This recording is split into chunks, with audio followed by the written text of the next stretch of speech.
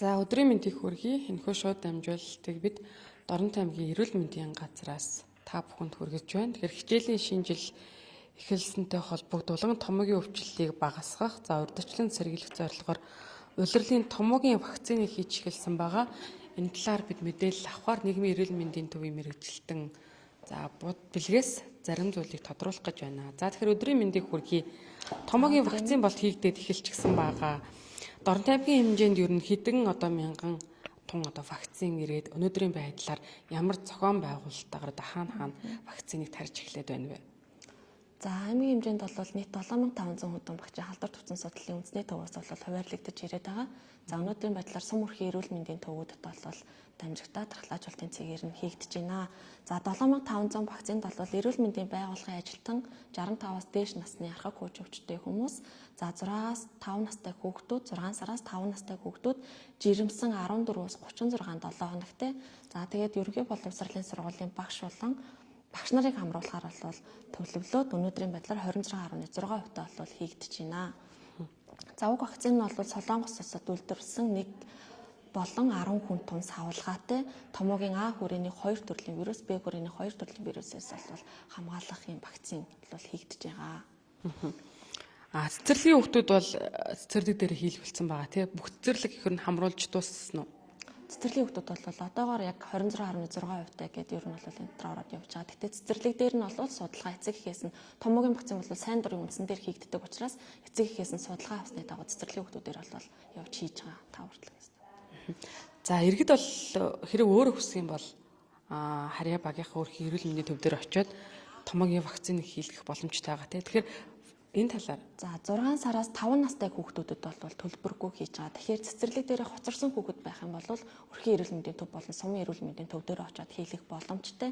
За түрүүнд хэлсэнтэй 65-аас дээш архаа суурь өвчтэй 6-аас 5 настай хүүхдүүд, жирэмсэн гэд энэ бүлэгт ороогүй хүмүүс бол өрх сумын эрүүл мэндийн төвд очиод сайн дурын үндсэн дээр захиалгаа өгөөд 40 мянган төгрөгийн төлбөртэй хийлгэх боломжтой байгаа. Вакцины хамгаалалт нь ер нь хэр сайн бэ?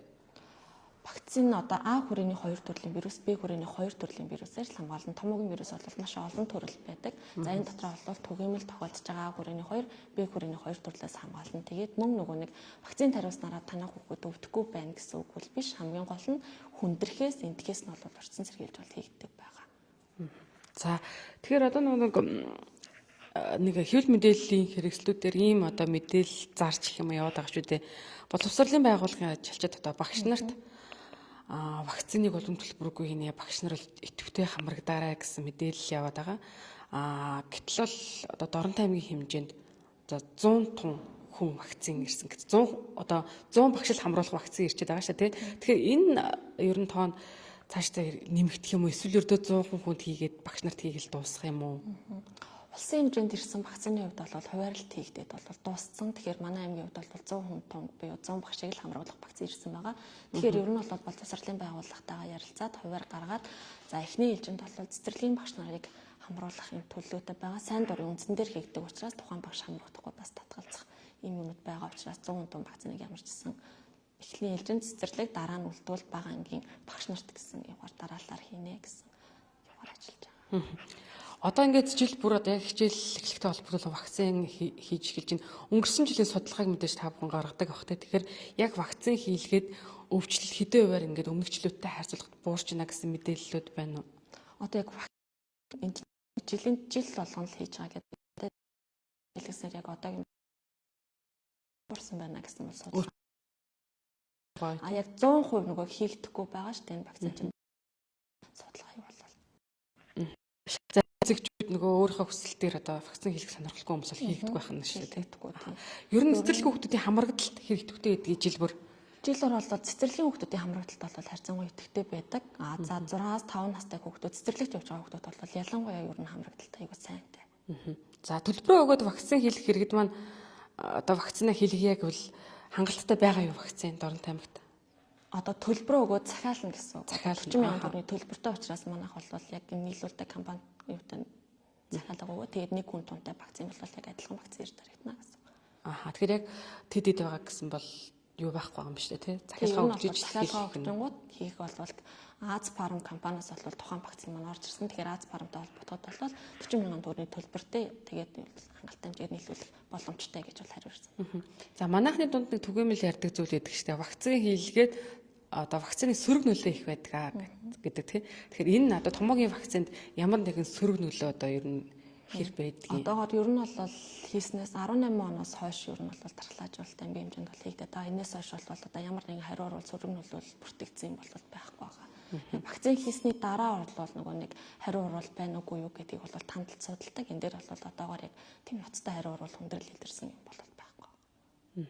За вакцин хийх юм бол юуг анхаарах хэрэгтэй вэ? Бас хийлгэсний дараа Вакцин хийлгэхийн өмнө бол угаасаа сургууль цэцэрлэг болон эрүүл мэндийн байгууллагууд дээр хийж байгаа гэдэг тэгсэн шүү дээ. За явуулын байдлаар бол цэцэрлэг дээр хийгдэж байгаа гэдэг. Ингээд бол эрүүл мэндийн эмчийн үзлэг явагдаж байгаа учраас тухайн хүүхдэд одоо ханиадны ямар нэгэн шинж тэмдэггүй байх юм бол хийж байгаа. За дараалал дарангуулах тийм үгүй ч юм уу. Ийм байх юм бол хийж байгаа эмчийн үзлэг явагдаа. За хийсний дараа юу анхаарах вэ гэдгээр ер нь бол нэг 14 хоногийн хугацаанд дархлаа тогтдог учраас аль болох хүүхдэд дархлааг юу яах даруулахгүй байх. За тэгээд хийсэн газар нөгөө эцэгчүүд бич байгаа шүү дээ. Долоон дархлаажуулалт хийхэд ямар юг анхааруулдаг бэлээ одоо хийсэн газарт нь ус хөрөхгүй байх төр гэдэг эдгээр зүйлүүдийг бол анхаарах болно гэсэн үг. Адилхан л товлын дархлаажуулалт адилхан.